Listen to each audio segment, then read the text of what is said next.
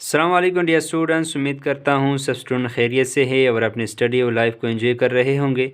Dear students, आज का जो लेक्चर है वो बहुत ही इम्पोर्टेंट है क्योंकि नेशनल एमडीकेट जो ईटा है और नम्स है इससे मुख्तलिफ क्वेश्चन आते हैं मोल कंसेप्ट के बारे में कि किस तरह हमने एक सिंपलेस्ट वे में मोल कंसेप्ट को क्या करना है, एक्सप्लेन करना है, उसको आइडेंटिफाई करना है और फिर भी हम ये भी देखेंगे किस तरह हम मोल को फाइंड आउट कर सकते हैं। इसके लिए हमने शॉर्टकट फार्मूले आपको प्रेजेंट करूँगा। तो डियर स्टूडेंट, आज का जो लेक्चर है वो मोल कंसेप्ट है, लेकिन उससे पहले आप जानते हैं कि एटम आपके पास बहुत स्मॉलेस्ट पार्टिकल होता है, इंडिविजुअल पार्टिकल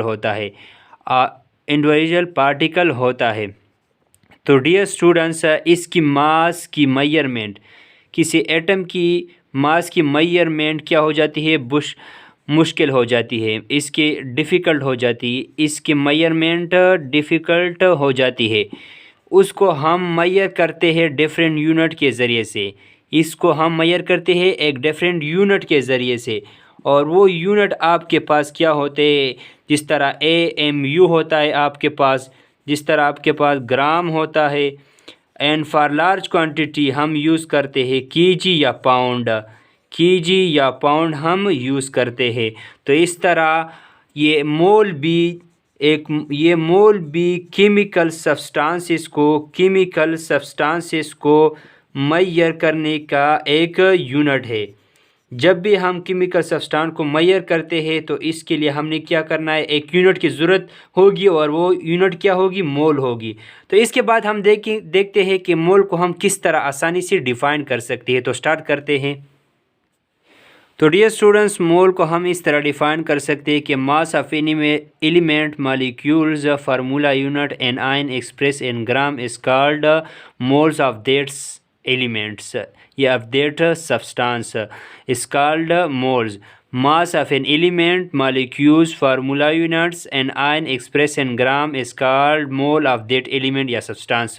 जब भी हम किसी मास ऑफ एलिमेंट या मॉलिक्यूल्स या फार्मूला यूनिट या आइंस को हम क्या करते हैं, उसकी मास को हम ग्राम में रिप्रेजेंट करते हैं तो ये उस सब्सटेंस का मोल बन जाता है। जिस तरह एलिमेंट की एग्जांपल आपके पास हाइड्रोजन है, हाइड्रोजन का मास क्या होता है, 1 होता है। 2 का तो आपके पास क्या हो गया, 2 हो गया।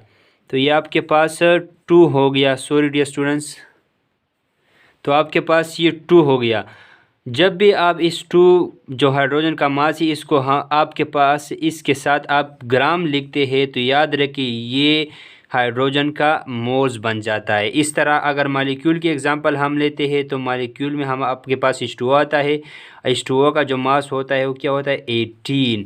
अगर जब इस 18 के साथ अगर आप ग्राम लिखते हैं तो याद रखिए ये 18 आपके पास H2O का क्या बन जाता है, मोल्स बन जाता है। इस तरह इनिशियल का आपके पास क्या बन जाता है, इनिशियल का जो मास होता है वो आपके पास 58.5 हो जाता है, 58.5। अगर आप इसके साथ ग्राम लिखते हैं तो याद रखिए इनिशियल का मोल्स बन जाता है। इसके साथ हाइड्रोक्साइड का, तो हाइड्रोक्साइड का आपके पास क्या है, 16 हाइड्रो ऑक्सीजन का 1 हाइड्रोजन, तो आपके पास ये बन जाता है 17 के साथ अगर आप ग्राम लिखती है तो आपके पास क्या बन जाता है, ये हाइड्रोक्साइड का क्या बन जाता है, मोल बन जाता है। तो इसके बाद हम ये पढ़ेंगे कि किस तरह हमने मोल कंसेप्ट को फाइंड करना है। इसके लिए कुछ शॉर्टकट फार्मूले डिस्कस करते हैं। तो डियर स्टूडेंट, हमने मोल को किस तरह फाइंड आउट करना है, इसके लिए शॉर्टकट फार्मूला जो आप 9 या 10 क्लास में पढ़ते हैं कि number of moles is equal to mass in gram divide by molar mass. जब भी आप मास इन ग्राम को डिवाइड करते हैं मोलर मास पे उस सब्सटेंस का, तो यह उस सब्सटेंस का क्या बन जाता है, आपके पास नंबर ऑफ मोल से निकलते हैं।